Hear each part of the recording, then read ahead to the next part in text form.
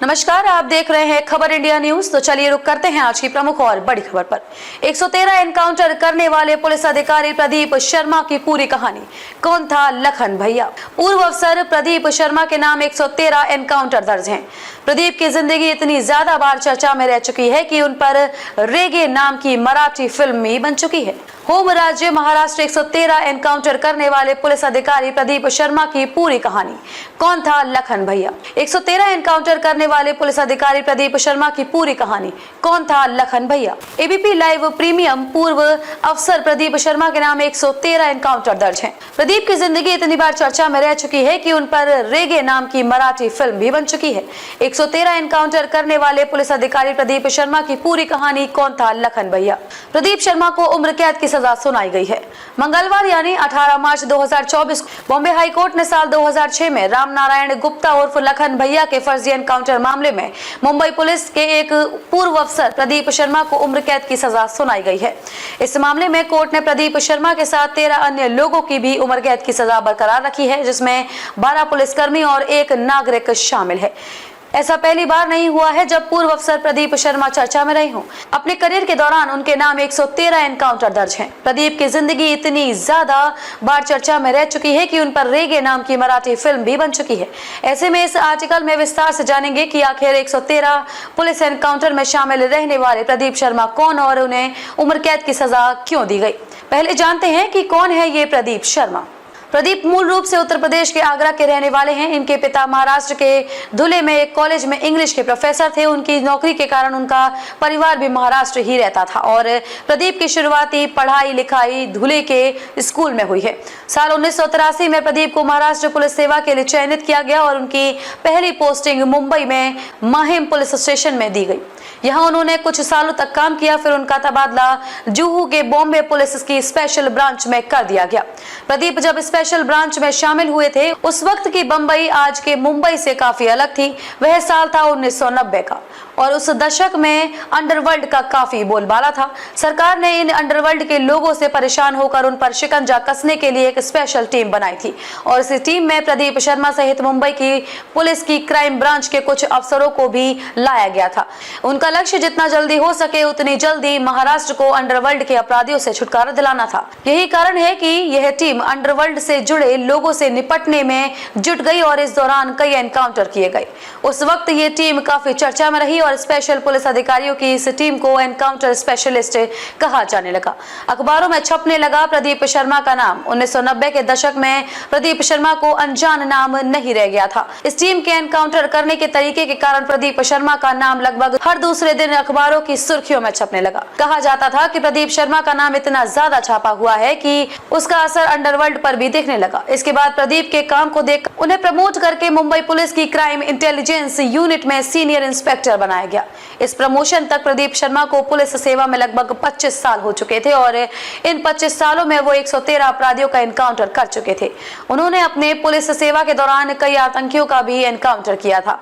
इतना ही नहीं, उस वक्त के अंडरवर्ल्ड के सबसे बड़े डॉन दाऊद इब्राहिम के भाई इकबाल कास्कर की गिरफ्तार करने वाले पुलिस का नाम भी प्रदीप शर्मा ही था। मीडिया में इस बात की बहुत चर्चा रही कि प्रदीप शर्मा का 26/11 मुंबई हमले में शहीद हुए पुलिस अधिकारी विजय सालस्कर से विवाद था।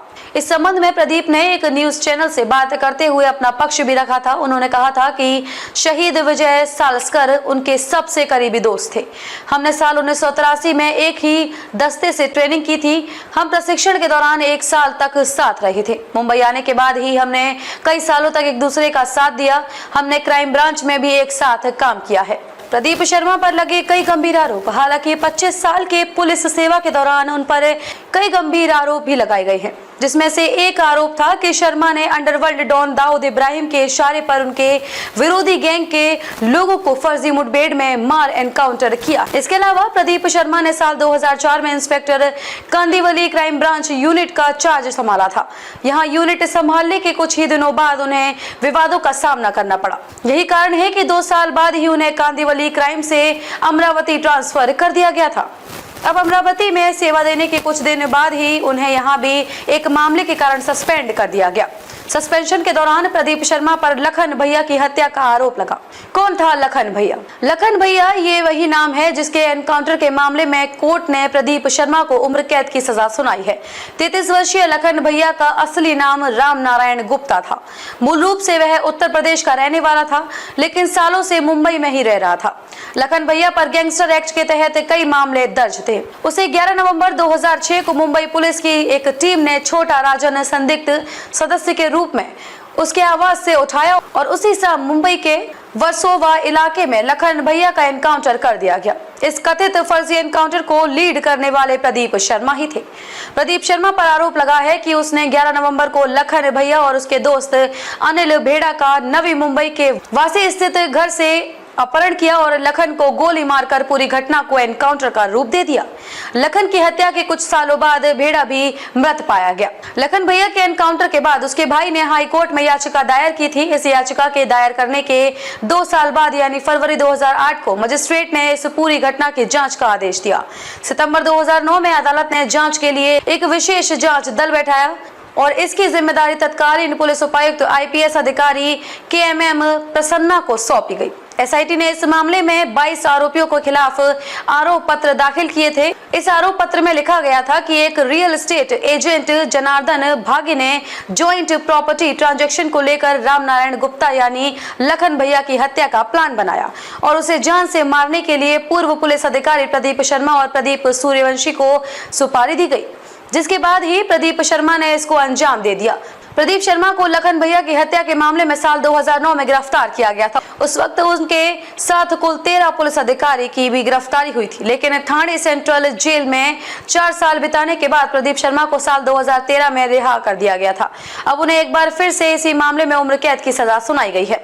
इस एनकाउंटर के अलावा उद्योगपति मुकेश अंबानी के घर के बाहर बम रखने और मनसुख हत्याकांड में भी प्रदीप शर्मा का नाम सामने आया था। NIA ने इसी मामले में उन्हें गिरफ्तार भी किया था। 25 फरवरी 2021 को NIA ने एंटीलिया इलाके में विस्फोटकों से भरी एक गाड़ी बरामद की थी।